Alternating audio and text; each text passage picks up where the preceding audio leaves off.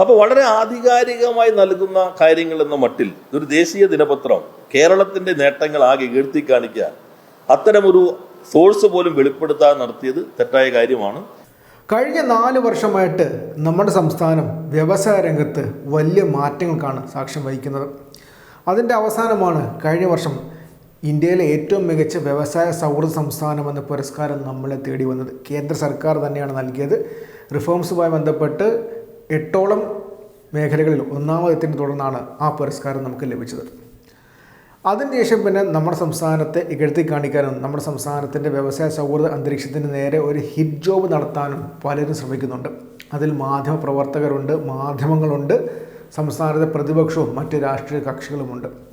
അതുപോലത്തെ ഒരു hit job, അതുപോലത്തെ ഒരു ശ്രമമായിരുന്നു കഴിഞ്ഞ 2 ദിവസമായിട്ട് ദേശീയ ദിനപത്രമായ ടൈംസ് ഓഫ് ഇന്ത്യക്കകത്ത് വന്നുകൊണ്ടിരിക്കുന്നത്. സംസ്ഥാന സർക്കാരിൻ്റെ ഏറ്റവും പ്രമുഖ പദ്ധതികളിൽ ഒന്നായിട്ടുള്ള സംരംഭക വർഷം പദ്ധതിയെ പോലും ഇകഴ്ത്തി കാണിക്കാനുള്ള ശ്രമമായിരുന്നു അതിൽ നടന്നത്. ആദ്യ ദിവസം അതിനെ വെറുതെ വിട്ട മന്ത്രി പി രാജീവ് ആ ആക്രമണം തുടച്ചടക്കുന്ന കണ്ടപ്പോഴത്തേക്കും 2ാമത്തെ ദിവസം തെളിവ് സഹിതം ടൈംസ് ഓഫ് ഇന്ത്യയുടെ വാദത്തെ പൊളിച്ചു കളഞ്ഞിട്ടുണ്ട്.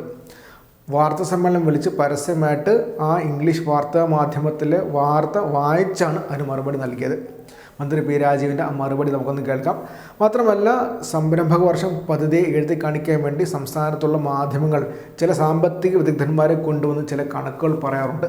ആ കണക്കുകളെ മന്ത്രി പി രാജീവ് വ്യക്തമായിട്ട് ഡാറ്റ സഹിതം പൊളിച്ചടുക്കിയിട്ടുണ്ട്.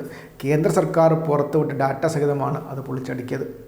കാണേണ്ട വാക്കുകളാണ്, ഷെയർ ചെയ്യപ്പെടേണ്ട വാക്കുകളാണ് മന്ത്രി പി രാജീവ് സംസാരിക്കുന്നത്.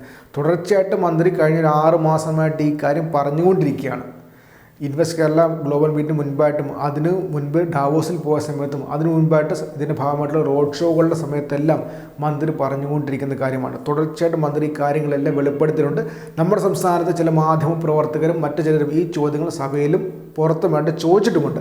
അതിനെല്ലാം ഓരോരോ തവണ മന്ത്രി മറുപടി പറഞ്ഞിട്ടുമുണ്ട്. എന്നിട്ടും ഇത്തരം കള്ളങ്ങൾ വീണ്ടും ആവർത്തിക്കുകയാണെന്നും മന്ത്രി ചൂണ്ടിക്കാട്ടുന്നുണ്ട്. മന്ത്രി പി രാജീവിൻ്റെ ആ വാക്കുകൾ നമുക്കൊന്ന് കേൾക്കാം. ടൈംസ് ഓഫ് ഇന്ത്യ രാജ്യവ്യാപകമായി 1ാം പേജിൽ കേരളത്തിൽ MSME സെക്ടർ വല്ലാത്ത അപകടത്തിലാണ് എന്ന നിലയിൽ ഒരു സ്റ്റോറി കൊടുക്കുന്നത്. ഇന്നലെ ഇത് വന്നപ്പോൾ ഞാൻ അത് വിട്ടുകളഞ്ഞത്, കാരണം പറഞ്ഞു മടുത്തുകൊണ്ട് ഇത്. പക്ഷെ ഇന്നും കൂടി കണ്ടപ്പോൾ ഒരു അജണ്ടയുടെ ഭാഗമാണ് എന്ന് വ്യക്തമായിരിക്കുക. നിങ്ങളെല്ലാവരും നിയമസഭയൊക്കെ റിപ്പോർട്ട് ചെയ്യുന്നവരായതുകൊണ്ട് ഈ വാർത്തയുടെ സോഴ്സ് നിങ്ങൾക്ക് അറിയാവുന്നതായിരിക്കും. ഞാനിത് മുഴുവൻ വായിച്ചിട്ടുണ്ട്. എവിടെ നിന്നാണ് ഈ കണക്ക് കിട്ടിയെന്നില്ല. ഗവൺമെന്റ് സോഴ്സ് എന്ന് മാത്രമേ. ചിലപ്പോൾ ബൈലൈൻ കിട്ടാൻ നിയമസഭയിൽ നൽകിയ ഉത്തരവാണെന്ന് പറഞ്ഞാൽ ബൈലൈൻ കിട്ടില്ല എന്നുള്ളത് കൊണ്ടാകാം. പക്ഷെ അതിനേക്കാളും എനിക്ക് തോന്നിയത് ഇതിപ്പോ വന്നിട്ടുള്ള ഡാറ്റയാണ് എന്ന് ആർക്കോ വേണ്ടി ഒന്ന് ബോധ്യപ്പെടുത്തേണ്ടതുണ്ടോ എന്ന സംശയം. അപ്പൊ സോഴ്സ് വെളിപ്പെടുത്താൻ ഇന്നത്തെ പത്രത്തിൽ പറയുന്നത് ഈ ഡാറ്റ റിപ്പോർട്ടഡ് ബൈ TOI എന്നാണ്. യഥാർത്ഥ രീതിയിൽ reported by industries minister in the legislative assembly എന്നാണ് പറയേണ്ടിയിരുന്നത്. കാരണം സോഴ്സ് വേറെ ആരും, ഞാൻ തന്നെയാണ്.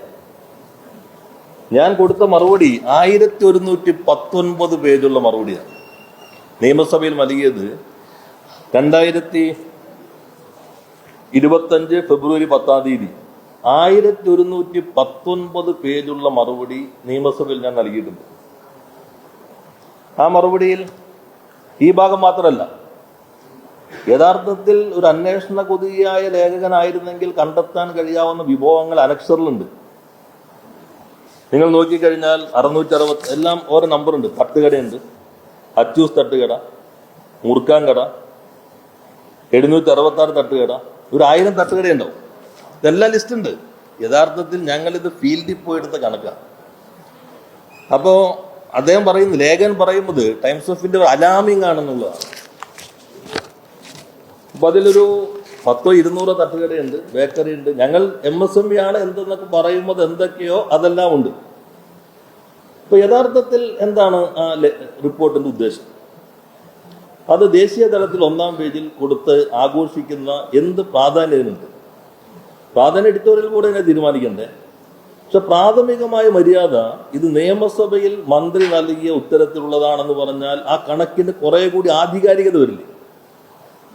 മന്ത്രി തന്നെ പറഞ്ഞിരിക്കുന്നു, ഇതാ 46,000 ഇത് കൂട്ടിയിരിക്കുന്നു. Kerala real MSME story. Over 42,000 crores in 9 years as government claims growth. ഞാൻ ഈ ലേഖനോട് എന്നെ ഒന്ന് വിളിച്ച് ചോദിക്കാമായിരുന്നില്ലേ? അപ്പോൾ ഞാൻ പറയുള്ളൂ, ഞാൻ നൽകിയ ഉത്തരവാണല്ലോ. അപ്പോൾ പിറ്റേ ദിവസം ഞാൻ പറയണ്ടെന്ന് പറഞ്ഞിട്ട് ഇന്ന് എൻ്റെ കോട്ട് ഇട്ടിട്ടുണ്ട്. ഞാൻ അദ്ദേഹത്തോട് എന്നെ കോട്ട് ചെയ്യണമെങ്കിൽ നിങ്ങൾ കൊടുക്കുമ്പോഴായിരുന്നു കോട്ട് ചെയ്യേണ്ടത് ഞാൻ പറഞ്ഞിരുന്നു. എത്തിക്കലി അത് റോങ് ആണ്. കാരണം നിയമസഭയിൽ നൽകിയ മറുപടി ഏതെല്ലാം സ്ഥാപനങ്ങൾ അടച്ചിരിക്കുന്നു ആ റിപ്പോർട്ട് നിങ്ങൾ 1119 പേജുണ്ട്. നിയമസഭ റിപ്പോർട്ട് ചെയ്ത ലേഖകന്മാർ വായിക്കണം. അത് 2009 കൊല്ലത്തെയാണ്. പ്രളയം, കോവിഡ്, ഈ ഘട്ടത്തിലൊക്കെയുള്ള മറ്റേ മുറുക്കാങ്കട, പെട്ടിക്കട, ആ പേര് തന്നെ പെട്ടിക്കട, മുറുക്കാങ്കട എന്നുണ്ട്, പെട്ടിക്കട, എല്ലാ സ്ഥാപനങ്ങളും നമ്മൾ എടുത്തിട്ടുണ്ട്. സംരംഭം എന്നാ ചോദിച്ചേക്കണം. അപ്പൊ തുടങ്ങിയത് നമ്മൾ സംരംഭം എന്ന് പറയുന്നത് പോലെ തന്നെ പൂട്ടിയത് കംപ്ലീറ്റ് കൊടുത്തിട്ടുണ്ട്. യഥാർത്ഥത്തിൽ ഉപയോഗിക്കുന്ന ഇന്ന് വന്നിട്ട് വളരെ പ്രധാനപ്പെട്ട എക്കണോമിസ്റ്റുകളൊക്കെ കണ്ടുപിടിച്ച് ഈ റിപ്പോർട്ടല്ലേ അവർ കാണുന്നുള്ളൂ, സോഴ്സ് കാണുന്നില്ലല്ലോ. ഇപ്പൊ കേരളത്തിനെതിരൊരു അജണ്ട എങ്ങനെയോ പ്രവർത്തിക്കുന്നത്, അത് ചിലപ്പോൾ ചിലർക്ക് രാഷ്ട്രീയ താല്പര്യത്തിന് വേണ്ടി ഒരു ഉപയോഗിക്കാൻ വേണ്ടി കൊടുത്ത ഒരു മെറ്റീരിയൽ ആകും ചെയ്യാം. പക്ഷെ ഇവിടെ വന്നിട്ടുള്ളത് അലാമിങ്. എങ്ങനെ അലാമിങ് ആകുന്നത്? അലാമിങ് നോക്കുമ്പോൾ ഇന്നലെ എന്നോട് പത്രക്കാർ ചോദിച്ചാൽ പറയാതിരുന്നത്, കാരണം ഇത് ഇങ്ങനെ പറഞ്ഞു, ഞാൻ എല്ലാ പത്രസമ്മേളനവും പറഞ്ഞിട്ടുണ്ട്. ഇന്ത്യയിൽ തുടങ്ങുന്ന വർഷം തന്നെ 30% മുതൽ 40% വരെ അടഞ്ഞു പോകുന്നുണ്ട്. കേരളത്തിൽ അത് 15% കുറഞ്ഞു. ഇപ്പൊ നമ്മൾ നോക്കും 12%. ഈ വർഷത്തെ കണക്ക് 2 വർഷത്തെ കണക്കെടുത്താൽ തന്നെ 2.5 ലക്ഷം തുടങ്ങിയാൽ 10% തന്നെ 25,000 15% ഈ കണക്കായി.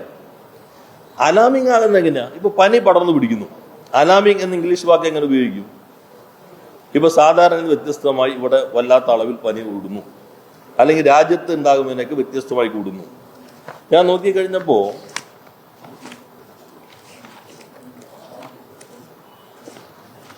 വെഫിന്റെ കണക്കാണ് ലോകത്തെ. Small business big problem. New report 67 MSMEs ആണ് വേൾഡ് വൈഡ് ഈ ക്ലോഷറിന് അഭിമുഖീകരിക്കുന്നത്. 67%. വെഫും Singapore research from the world economic forum and the national university of Singapore business school. അപ്പൊ ഇവർ ലോകവ്യാപകമായി 67% SMEകളും കൂട്ടലിനെ അഭിമുഖീകരിക്കുന്ന ക്രൈസിസിനെ നേരിടുന്നു എന്ന് പറയുമ്പോൾ ടൈംസ് ഓഫ് ഇന്ത്യ കേരളം എങ്ങനെ അലാമിംഗ് ആണെന്ന് പറയുന്നു. തമിഴ്നാട് ഒറ്റ വർഷം 50,000 MSME കൂട്ടി തമിഴ്നാടിൽ. അപ്പൊ കേരളത്തിന് 42,000. 9 വർഷം പ്രളയം, കോവിഡ് കാലഘട്ടത്തിൽ ഉണ്ടായതിന് അലാമിംഗ് എന്ന് എങ്ങനെ ടൈംസ് ഓഫ് ഇന്ത്യ വിശദീകരിക്കും?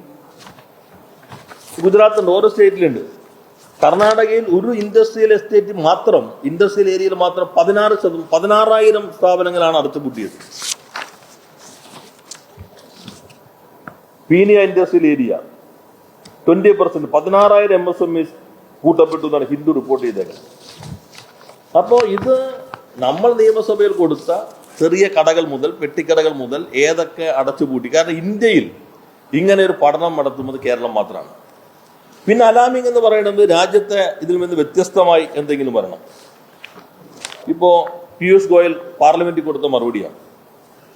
ശ്രീ രാകേഷ് റാത്തൂർ ലോകസഭയിൽ തന്നെ കൊടുത്ത മറുപടിയാണ്. അത് ചോദ്യം ഈ അടച്ചുപൂട്ടപ്പെടുന്ന ഇൻഡസ്ട്രി നോട്ടിനെ കുറിച്ചാണ്. കേരളത്തിൽ കഴിഞ്ഞ 2020 മുതൽ 24 വരെയുള്ള 4 വർഷം പാർലമെന്റിലെ മറുപടി 1753 MSMEകളാണ് അടച്ചുപൂട്ടപ്പെട്ടത്. 1747 മൈക്രോ, 5 സ്മോൾ, 1 മീഡിയം.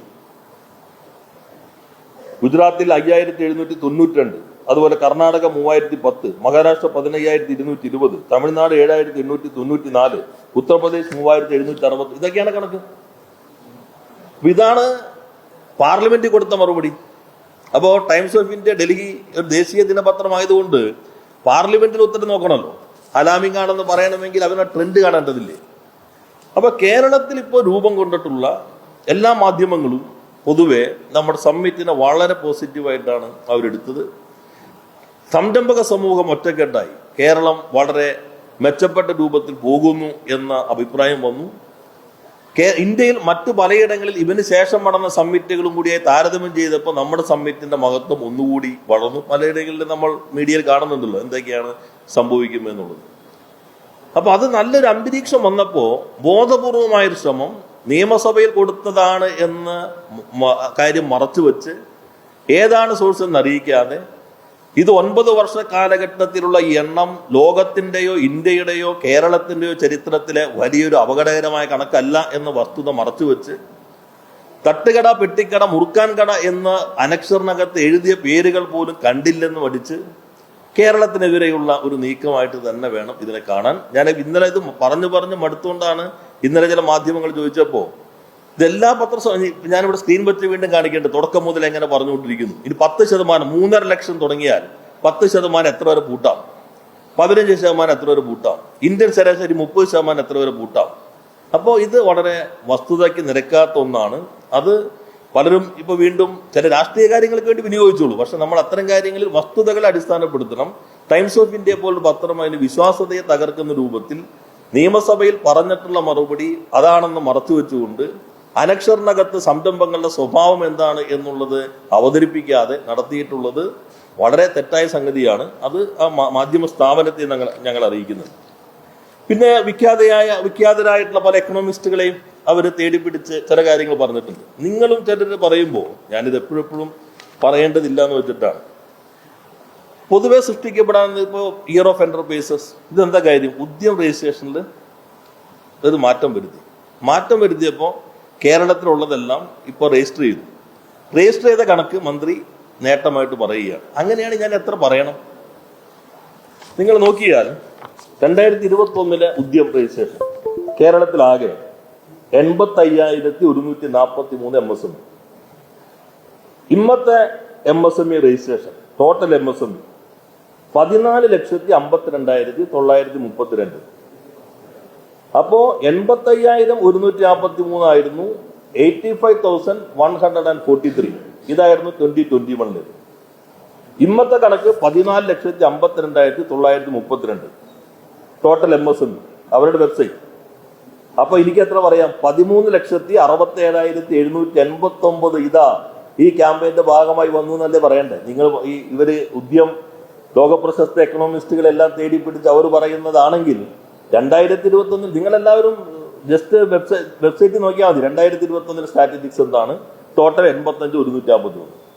ഇന്നത്തെ ടോട്ടൽ MSME കേരളത്തിൽ 14,52,932. അപ്പൊ അന്നത്തെ ഇന്നത്തെ വർധനവ് 13,67,789. ഇത് ഈ ക്യാമ്പയിന്റെ ഭാഗമാണെന്ന് ഞങ്ങൾ എപ്പോഴും അവകാശപ്പെട്ടിട്ടുണ്ടോ? ഇല്ലല്ലോ. ഇനി MSME മാത്രം, ഈ ടോട്ടൽ MSME എന്നവരുടെ കണക്കിൽ ഇൻഫോർമൽ MSMEകൾക്ക് കൂടി MSMEയുടെ നിർവചനത്തിൽ പെടുത്തിയിട്ടുണ്ട്. ഈ മുറുക്കാൻകടയൊക്കെ അതിനകത്ത് വരുന്നതാണ്. അപ്പൊ ഇത് അടച്ചുപൂട്ടപ്പെട്ടതിൽ അതൊക്കെയാണെങ്കിൽ ഈ 14 ലക്ഷം അതിനകത്ത് വിടും. പിന്നെ അതല്ല, മറ്റ് MSME ആണ് എടുക്കുക. 8,20,499 ഇന്നത്തെ കണക്ക് ഈ MSME. പക്ഷെ അവരുടെ സൈറ്റിൽ ടോട്ടൽ MSME ഈ 14,52,000 IMES കൂടി. ഇനി 8,20,499 തന്നെ 21 ആ ഭാഗത്ത് മാത്രം 7,35,356 വർദ്ധിച്ചല്ലോ.